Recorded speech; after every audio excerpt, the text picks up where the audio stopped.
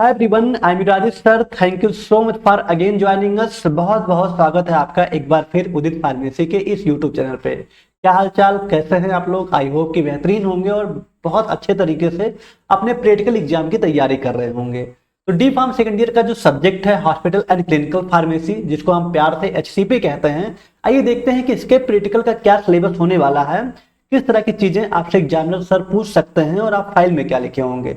Okay, तो आइए detail में डिस्कस करते हैं। देखिए, hospital and clinical pharmacy practical की बात करें तो जनरली हम इसमें क्या देखते हैं, नाम ही है हॉस्पिटल और क्लिनिकल फार्मेसी। जनरली थोड़ा बहुत टेस्ट के बारे में, कुछ हॉस्पिटल से रिलेटेड चीजें जैसे कि या प्रैक्टिकल दवा की जानकारी, ड्रग इंफॉर्मेशन हो गया, ADR की रिपोर्टिंग, एडवर्स ड्रग रिएक्शन की कैसे रिपोर्टिंग की जाती है, उसमें मेंशन क्या किया जाता है, एडवर्स ड्रग रिएक्शन, ठीक है, उसकी क्या रिपोर्टिंग की जाती है, जो अनवांटेड इफेक्ट दिखाई देते हैं पेशेंट के शरीर में, पेशेंट के बॉडी में, किस तरह से रिपोर्टिंग करते हैं उसके बारे में डिस्कस करेंगे। जो मेडिकल डिवाइसेस होते हैं उसके बारे में डिस्कस करना है इसमें। इंजेक्शन के टेक्निक क्या है, अलग अलग इंजेक्शन, IV, IM, ठीक है, किस तरह से यूज किए जाते हैं, और ओरल रूट किस तरह से यूज किए जाते हैं, मतलब ओरल रूट का क्या इफेक्ट है, IV, IM का क्या रूट इफेक्ट है, कौन ज्यादा बेटर थेरापेटिक इफेक्ट देगा, इसको देखते हैं। कहीं पे कोई कट उठ जाए तो कैसे हम घाव वगैरह को ड्रेसिंग कैसे करते हैं, बाउंड को किस तरह से ड्रेसिंग किया जाता है, घाव को ड्रेसिंग कैसे करते हैं। हॉस्पिटल्स में सॉफ्टवेयर, जी हाँ, सॉफ्टवेयर को बहुत अच्छे से फोकस किया जाता है। अब तो AI वगैरह आ गया है और टेक्निक एडवांस हो रही हैं, प्रैक्टिकल में हो या ना हो, लेकिन इस टॉपिक को आप अच्छे तरीके से अलग से रिसर्च करिएगा, अलग से पढ़िएगा, जो है हॉस्पिटल सॉफ्टवेयर। अगर आपको क्लिनिकल फार्मासिस्ट बनना है या फ्यूचर में फार्मासिस्ट बनने का सोच रहे हैं, या अपना खुद का मेडिकल स्टोर या कोई क्लिनिक में काम करना चाहते हैं, ठीक है, फ्यूचर में कुछ और आगे हाई डिग्री अचीव करके, तो आप हॉस्पिटल सॉफ्टवेयर की नॉलेज जरूर रखिएगा। इसके बारे में देखते हैं। तो ये आपका टोटल सिलेबस प्रैक्टिकल है, प्रैक्टिकल का सिलेबस है। कितने प्रैक्टिकल है आपके? 1 2 3 4 6 7 5 6 7 8 प्रैक्टिकल आपके हैं। आइए थोड़ा सा इसको बहुत अच्छे तरीके से समराइज वे में समझने की कोशिश करते हैं कि क्या क्या प्रैक्टिकल है। ओके, देखिए, सबसे पहला प्रैक्टिकल क्या कह रहा है, ड्रग इंफॉर्मेशन क्यूरीज। ठीक है, ड्रग इंफॉर्मेशन, दवा संबंधी प्रश्नों का उत्तर विभिन्न सूचना स्रोतों की सहायता से देना। ठीक है, अब हो सकता है आपको टेबल फॉर्म में आपके जो सब्जेक्ट टीचर है हॉस्पिटल एंड क्लिनिकल फार्मेसी के, वो आपको लिखवाए होंगे, ओके, कि किस ड्रग का इंफॉर्मेशन किस तरह से दिया जाता है, क्यूरी को किस तरह से बताया जाता है, एंटीबायोटिक्स या फिर अलग अलग कैटेगरी की जो दवा है उसको किस तरह से हम पेशेंट को समझाएंगे। तो ड्रग इंफॉर्मेशन क्यूरीज के बारे में बताया जाता है। खासकर इसमें पेशेंट काउंसलिंग वगैरह भी ऐड किया जाता है। पेशेंट काउंसलिंग में भी जो पेशेंट प्रॉपर पूछता है दवा के बारे में, एंटीबायोटिक्स के बारे में उसको नहीं पता होता है, या कोई स्पेशल बीमारी है उसके बारे में नहीं पता होता है, तो जनरली ड्रग इंफॉर्मेशन के बारे में बताना होता है। दूसरा है lab report interpretation, laboratory report. अब देखिए, लेबोरेटरी रिपोर्ट जैसे कि आपको पता है अलग अलग टेस्ट होते हैं, KFT, LFT, lipid profile test, और बहुत सारे टेस्ट होते हैं, थायराइड फंक्शन टेस्ट होता है, तो बहुत सारे टेस्ट होते हैं जिसको प्रॉपर रिपोर्ट को देखना आपको आना चाहिए। उस रिपोर्ट के बारे में आपको लिखिएगा जो मेन पॉइंट, कहीं एंजाइम यूज होता है, कहीं प्रोटीन यूज होता है, उसी के बढ़ने घटने से कोई ना कोई हमारे बॉडी में चेंजेस आते हैं, वही आपको अपने फाइल में लिखना है अच्छे तरीके से। जैसे आप देखिए यहाँ पे एक लैब रिपोर्ट है जिसमें हम LFT के बारे में बात किए हुए हैं, लीवर फंक्शन टेस्ट के बारे में, ठीक है। तो आपके कॉलेज में सब्जेक्ट टीचर या तो टेबल फॉर्म में लिखाए होंगे, या तो एक एक जो लैब में प्रॉपर एंजाइम है उसके बारे में बताए होंगे। जैसे देखिए, लीवर फंक्शन टेस्ट था जिसमें AST, ALT, AST, GGTP, कुछ एंजाइम है जिसके बारे में बताया गया था, कितना नॉर्मल रेंज होना चाहिए, क्या आ रहा है, एल्कलाइन फास्फेट, बिलिरुबिन का जो लेवल है वो कितना होना चाहिए, टोटल प्रोटीन, एल्बुमिन और ग्लोबुलिन का रेशियो क्या होना चाहिए। तो ये सब एक टेस्ट जो है, टेस्ट का फॉर्मेट, ये आपको अपने कॉपी में लिखना होगा, प्रैक्टिकल की कॉपी में लिखा है, या तो फिर आपको डायरेक्ट इसके बारे में बताया गया होगा कि ALT क्या चीज है, GGTP क्या चीज है, या तो आपसे टेबल बनवा दिया गया होगा, या फिर शॉर्ट फॉर्म में LFT होता क्या है ये बताया गया होगा। जिस तरह से आपके सब्जेक्ट टीचर लिखवाए हैं कॉपी में उस तरह से लिखिएगा। नहीं लिखवाए हैं तो आप कॉलेज में एकदम अच्छे फॉर्मल ड्रेस पहन के जाइएगा, जैसा भी होगा वो बताएंगे, ठीक है। तो लेबोरेटरी रिपोर्ट इंटरप्रिटेशन में आप सारी टेस्ट के बारे में देख लीजिएगा जो आपके सिलेबस में है, खासकर बायोकेमिस्ट्री और HCP के जो क्या बोलते हैं, जो आपके क्लिनिकल वाले पोर्शन है ना, बायोकेमिस्ट्री, क्लिनिकल पैथोलॉजी वाले, वो लगभग बहुत सारी चीजें मैच कर जाएंगे। लेकिन यहाँ पे थोड़ा CBC के बारे में देख लीजिएगा, और ये थायराइड फंक्शन टेस्ट के बारे में देख लीजिएगा, इलेक्ट्रोलाइट्स, हाँ इलेक्ट्रोलाइट्स के बारे में देख लीजिएगा क्या होता है। ये सब टेस्ट जो इंपॉर्टेंट है एचटीपी में, उसको जरूर देख के जाइएगा, वहां से क्वेश्चन पुट अप किया जा सकता है, क्वेश्चन पूछा जा सकता है।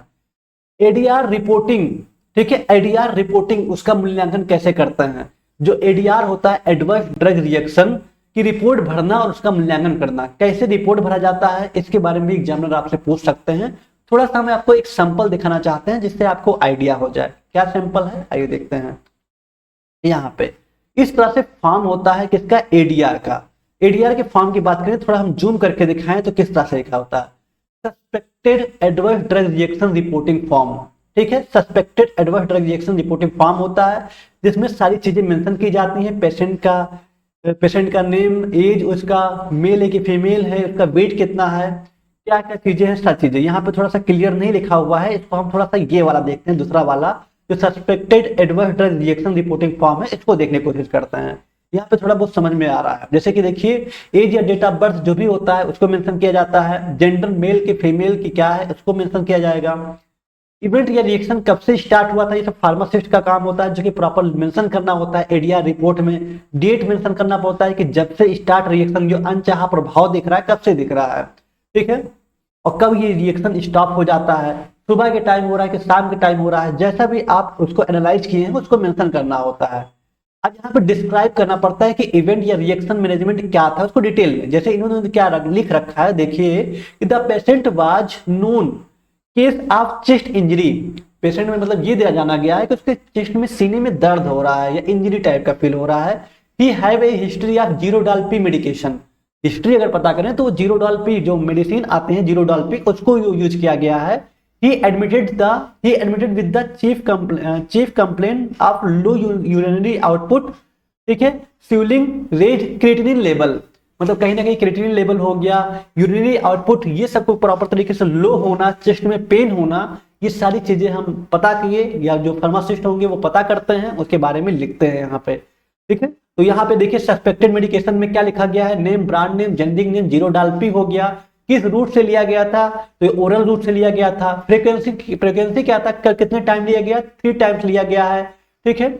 और जो भी चीजें होती हैं उसको यहाँ मेंशन करा जाता है और सारी चीजों को प्रॉपर तरीके से रिपोर्ट में मेंशन करके फिल किया जाता है। तो इसी तरह से एडीआर का रिपोर्ट फिल किया जाता है। इसके बारे में आपसे एग्जामिनर पूछ सकते हैं कि एडीआर का रिपोर्ट कैसे होता है। थोड़ा बहुत ध्यान दीजिएगा कि suspected adverse drug reaction reporting form होता है जहां पे पूरी चीजें फिल की जाती हैं।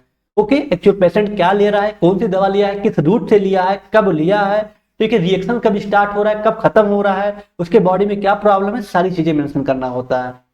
ओके, तो यहाँ पे हम एडवर्स रिपोर्टिंग उसका मूल्यांकन के बारे में अच्छे तरीके से लिखते हैं। हो सकता है कि आपके टीचर्स ये वाला जो फॉर्म है ये आपको प्रोवाइड करें, ठीक है। जैसे बी फॉर्म में हमको क्या किया गया था, ये फॉर्म प्रोवाइड किया गया था जो सब्जेक्ट टीचर, इसका पीडीएफ, कोई भी ऐसा केस वगैरह जैसा आप समझ रहे हैं उसको लिख करके इसको सबमिट करना था भर करके।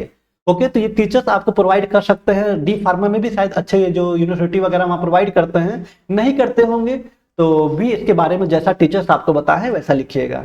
लेकिन बी फॉर्म में इसको 100% इसको भराया जाता है, सारी चीजें फिल करके इसको जमा करना पड़ता है अपने सब्जेक्ट टीचर को। ओके, चलिए, तो ये हो गया medical devices and surgical aids. जो मेडिकल डिवाइसेस होते हैं, कैथेटर, आईवी सेट हो गया, बैंडेज हो गया, जैसे कि आपको दिखाए हैं मेडिकल डिवाइसेस। हाँ, यहाँ पे कुछ मेडिकल डिवाइसेस होते हैं, सर्जिकल एड्स होते हैं जिसमें बैंडेज वगैरह, सिरिंज वगैरह, कैथेटर वगैरह आते हैं, ठीक है, बेल्ट वगैरह आते हैं। इसके बारे में थोड़ा बहुत इंफॉर्मेशन आपको देने होंगे प्रैक्टिकल फाइल में, और टीचर्स भी आपसे पूछ सकते हैं। ओके, चलिए, तो ये चौथा प्रैक्टिकल हो गया। पांचवा क्या कह रहा था आपसे, पांचवा क्या है, ड्रग ड्रग इंटरेक्शन। पांचवा है ड्रग ड्रग इंटरेक्शन, बहुत इंपॉर्टेंट टॉपिक है, पूछ सकते हैं। जैसे आप देखिए आयरन के साथ कैल्शियम नहीं ले सकते, क्यों, क्योंकि आयरन का एब्जॉर्प्शन बहुत कम हो जाएगा। वारफेरिन के साथ एस्पिरिन नहीं ले सकते, ब्लीडिंग का खतरा बढ़ सकता है। तो ड्रग ड्रग इंटरेक्शंस के बारे में भी आपको फाइल में लिखना होगा, यहाँ से भी क्वेश्चन पुटअप किया जा सकता है। आपसे पूछ सकते हैं कि ड्रग ड्रग इंटरेक्शन केसेस क्या हैं, इसके बारे में बताइए। ओके, ये भी आपके टीचर्स बहुत अच्छे तरीके से फाइल में लिखवाए होंगे। Clear. Wound dressing, wound dressing मतलब घाव की कैसे ड्रेसिंग किया जाए, घाव की ड्रेसिंग की प्रक्रिया एवं प्रदर्शन एवं अभ्यास, किस तरह से घाव को ड्रेसिंग करते हैं उसके बारे में भी आपको अच्छे तरीके से आना चाहिए। ये सब आप हॉस्पिटल ट्रेनिंग करेंगे ना तो वहां पे अच्छे से सीख पाएंगे किस तरह से हम वाउंड की ड्रेसिंग करते हैं, उसका क्या स्टेप होता है, कब करना चाहिए, क्यों करना चाहिए, सारी चीजें जान पाएंगे। तो ये भी बहुत इंपॉर्टेंट होता है। उसके बाद 7वां प्रैक्टिकल आपका है वैक्सीनेशन एंड इंजेक्शन टेक्निक। ठीक है, वैक्सीनेशन एंड इंजेक्शन टेक्निक, किस तरह के वैक्सीनेशन का क्या रूट होना चाहिए, कब आईवी देना चाहिए, कब आईएम और कब एससी देना चाहिए, ये सारी चीजों को आना चाहिए। कौन सा रूट क्या है, अगर इस रूट को गलत लगा लिया जाए तो बॉडी में क्या इफेक्ट पड़ेगा। देखिए ये थोड़ा बहुत बेसिक नॉलेज आपको सिर्फ हॉस्पिटल्स, अगर चीजें आप फार्मासिस्ट बनने का सोच रहे हैं तो ये जो चीजें यहाँ पे मेंशन है, सारे जो पॉइंट है, चाहे ड्रग इंफॉर्मेशन क्यूरीज है, लैब रिपोर्टिंग, एडीआर रिपोर्टिंग क्या होता है, मेडिकल डिवाइसेस, डीडीआई मतलब drug drug interaction, wound dressing, vaccination, ये आपको आना ही चाहिए अगर फ्यूचर में फार्मासिस्ट सोच रहे हैं, क्योंकि यहाँ से भी क्वेश्चन उठाए जाते हैं और आपके फिजिकल जो वर्क होंगे वहां पे भी काम आएंगे। लास्ट आपका है hospital pharmacy software digital tools, यही है ना लास्ट वाला। हाँ, vaccination, injection, IV, IM, SC injection लगाने की तकनीकों का अभ्यास होना चाहिए, जो कि आपको हॉस्पिटल ट्रेनिंग के दौरान सिखाया जाता है। हॉस्पिटल फार्मेसी सॉफ्टवेयर, बहुत सारे सॉफ्टवेयर हैं, गवर्नमेंट भी बहुत सारे सॉफ्टवेयर पे फोकस कर रही है, जिससे प्रॉपर तरीके से इन्वेंट्री को मैनेज किया जाए, जो भंडारण है, जो रख रखाव है, उसको मैनेज किया जाए, उसको अच्छे तरीके से देखा जा सके। तो हॉस्पिटल फार्मेसी सॉफ्टवेयर होते हैं, आप बहुत सारे देखिए सॉफ्टवेयर, अब तो ऐसे ऐसे सॉफ्टवेयर आ गए हैं कि आपको हॉस्पिटल जाना ही नहीं है। गवर्नमेंट भी बहुत सारी चीजें अपडेट कर रही है, मतलब आपको क्या प्रॉब्लम है डॉक्टर को बताइए, मतलब वेबसाइट पे जाइए, वेबसाइट पे आपके पास अगर पुराना प्रिस्क्रिप्शन है तो उसको अपलोड करिए, नहीं है तो अपने बारे में बताइए चीजें हैं, उसके बाद फिर वो खुद ही पूरी प्रिस्क्रिप्शन आपके पास आ जाएगा, आप जाके दवा ले सकते हैं। ओके, और या फिर आपकी जो अलग अलग सॉफ्टवेयर हॉस्पिटल फार्मेसी में जो सॉफ्टवेयर यूज होते हैं स्पेशली, वो अलग अलग जो सॉफ्टवेयर होते हैं इन्वेंट्री को मैनेज करने के लिए, कौन सी दवा का कौन सा बैच नंबर है, कब आया हुआ था, कब एक्सपायर हो रहा है, उसको कंट्रोल करने के लिए बहुत सारे सॉफ्टवेयर बनाए गए हैं, जो कि आप पढ़े होंगे बहुत अच्छे तरीके से। ठीक है, तो उसको भी आप यहाँ पे अच्छे तरीके से टीचर्स आपको बताए होंगे, जो अपने फाइल में आप लिखेंगे। तो टोटल 8 प्रैक्टिकल्स है हॉस्पिटल क्लिनिकल फार्मेसी में, इसमें से भी टीचर्स अपने अकॉर्डिंग लिखवाए होंगे। जैसे मान लीजिए कि मेडिकल डिवाइस सर्जिकल एड्स में हो सकता है 2-3 प्रैक्टिकल इसी में करवा दिए हों, कहीं आपसे सिरिंज के बारे में, कहीं बैंडेज के बारे में, कहीं बेल्ट के बारे में अलग अलग बता दिए हों। वो टीचर पे डिपेंड करता है, टीचर किस तरह से इसको करवाते हैं। Drug information queries, lab report, ADR reporting, medical devices, drug drug interaction, wound dressing, vaccination और हॉस्पिटल फार्मेसी सॉफ्टवेयर, इसके बारे में थोड़ा बहुत देख लीजिएगा। समराइज वे में आपसे एग्जामिनर क्वेश्चन पूछ सकते हैं। ओके, किस तरह के सॉफ्टवेयर यूज किए जाते हैं इसके बारे में देखिएगा, बहुत अच्छे से थ्योरी में पढ़ाए हुए थे। वैक्सीनेशन में किस तरह के वैक्सीन इंजेक्शन कौन से वैक्सीन में मतलब किस रूट से दिया जाता है, ठीक है, रूट क्या होता है, बाउंड रेसिंग क्या स्टेज है, ड्रग ड्रग इंटरेक्शन में किस किस तरह की दवा होती है, हो सकता है आपसे पूछ ले वारफेरिन एस्पिरिन को साथ में देंगे तो क्या इफेक्ट पड़ेगा, कैल्शियम आयरन को एक साथ में लेंगे क्या इफेक्ट पड़ेगा, ठीक है, एंटीबायोटिक्स को दूध के साथ पिएंगे क्या इफेक्ट पड़ेगा। तो ये आपसे पूछा जा सकता है, आप इसको अच्छे तरीके से बताइएगा। ओके, तो यही था फाइनली आपके जो हॉस्पिटल एंड क्लिनिकल फार्मेसी उसका सिलेबस। ये बहुत इंपॉर्टेंट पॉइंट है, इसको जरूर अच्छे से ध्यान रखिएगा। ओके, ये आगे बहुत काम आएगा। एडीआर अगर आप फ्यूचर हायर स्टडी करते हैं तो ये एडीआर के बहुत काम आएंगे। ओके, किस तरह से फिल किया जाता है, कैसा फॉर्म होता है, ये जरूर देखिएगा। ओके, नेट पे तो डाउनलोड हो जाएगा, एक बार इसको डाउनलोड करके अपने पास भी रखिएगा, थोड़ा बहुत आगे काम आएंगे। या फिर अगर आपसे टीचर कहे हैं प्रैक्टिकल फाइल में करने के लिए तो इसको भी मेंशन कर लीजिएगा। ठीक, चलिए, तो फाइनली यही था आपका हॉस्पिटल एंड क्लिनिकल फार्मेसी का भी प्रैक्टिकल। इसको भी अच्छे तरीके से देख के अपने फाइल बना करके जब भी आपके टीचर्स बुलाएं या जब भी आपका डेट है आप जाकर के प्रैक्टिकल दीजिएगा। जो क्वेश्चन पूछा जाएगा इस 8 में से 8 को ध्यान रखिएगा, और इसके अलावा भी अलग अलग क्वेश्चन पूछे जा सकते हैं। देखिए हॉस्पिटल में हॉस्पिटल को किस हिसाब से कैटेगराइज किया गया है, स्मॉल बेड, ठीक है, मीडियम बेड, लार्ज बेड। जो स्पेशल हॉस्पिटल होते हैं वो उसमें कितने फार्मासिस्ट होते हैं, ठीक है, फार्मेसी एंड थेरापेटिक कमेटी है उसमें कितने मेंबर्स होते हैं, कौन यहाँ पे ऑफिसर होता है, कौन सुप्रीडेंट होता है, जो आप पढ़े हुए हैं बेसिक वहां से भी क्वेश्चन हो सकता है, जो आपके प्रैक्टिकल में है यहाँ से भी हो सकता है। वो एग्जामिनर पे डिपेंड करता है कैसे पूछते हैं। ठीक है, तो ये जो आपके वाइवा होते हैं ना, ये आपका मिनी इंटरव्यू होता है, हमेशा याद रखिएगा, मिनी इंटरव्यू होता है। बहुत टेंशन होता है सर वाइवा में हम कुछ नहीं बता पाए। एक बच्चे का क्वेश्चन था सर वाइवा में हम कुछ नहीं बता पा रहे हैं तो क्या होगा। देखिए अगर आप प्रॉपर सही तरीके से गए हैं, कॉलेज टाइम पे प्रेजेंट हो गए हैं, कॉपी वगैरह सब कुछ, जैसा कि जो कॉपी मिली है प्रैक्टिकल की, मेजर माइनर प्रैक्टिकल, वो सब लिख के सबमिट किए हुए हैं, फाइल वगैरह अगर बनाए, जैसे कॉलेज में अगर सब्जेक्ट टीचर फाइल बनवाए हैं, फाइल बना के सबमिट किए हैं, तो वाइवा बस आपका एक वहां पे प्रेजेंट होने का कह सकते हैं कि हाँ प्रूफ है कि हाँ ये स्टूडेंट है, प्रॉपर यहाँ पे पढ़ता है, रेगुलर स्टूडेंट है, वो आया हुआ है। वहां पे टीचर जो एग्जामिनर होते हैं उनके पहले ही पता चल जाता है कि हाँ ये बच्चा रेगुलर, उसकी देखिए फाइल बना है, हम जैसे टीचर्स हैं तो बाकी जो टीचर्स होते हैं वो पहले से लिख के लिस्ट दे देते हैं कि जिस बच्चे का फाइल जमा उस पर स्टार बना देते हैं। एग्जामिनर समझ जाता है कि हाँ इस बच्चे का फाइल जमा हुआ है, सब्जेक्ट टीचर चेक किए हुए हैं, और या तो आपसे मांग के फाइल देख सकते हैं या तो आपसे कहेंगे कि ठीक है अच्छी बात है फाइल आपका बना है। उसी हिसाब से नंबर देते हैं, A+, B+, C+ या A-, इस तरह से नंबर दिया जाता है। बहुत अच्छा आपका परफॉर्मेंस है, सारे क्वेश्चन बता दिए A++ मिल जाता है, ठीक है। थोड़ा कम बताए B मिल जाता है, बहुत कम बता दिए C मिल जाता है। तो ऐसे नंबर मिलते हैं, लेकिन कोई फेल नहीं होता है। इसे डरिए मत कि बहुत नंबर कम हो जाएगा एकदम 0 दे देंगे, नहीं नहीं, 0 नहीं देते हैं, ABC के हिसाब से करते हैं, जो कि एक रेंज डिसाइड होता है। उसके बाद नंबर अपने मन से फिल कर दिया जाता है। तो प्रैक्टिकल दीजिएगा, अच्छे तरीके से जज करिएगा, क्योंकि आगे जो चीजें आने वाली हैं फ्यूचर में, चाहे ऑनलाइन या ऑफलाइन इंटरव्यू ही होता है, जिससे आप इंटरेक्ट करते हैं, आप इंटरेक्ट करेंगे अपने जो सीनियर होंगे उनके साथ, या जो आपके हेड होंगे, पर्सनल होंगे उनके साथ, तभी कहीं पर सिलेक्शन हो पाएगा। तो ये बहुत जरूरी पॉइंट है, इसको ध्यान रखिएगा। ओके, चलिए फिर मिलते हैं किसी नेक्स्ट क्लास में। तब तक के लिए tata bye bye, take care. Aadishri .official Udit pharmacy style ही फॉलो कर सकते हैं। Okay, thank you so much and love you all.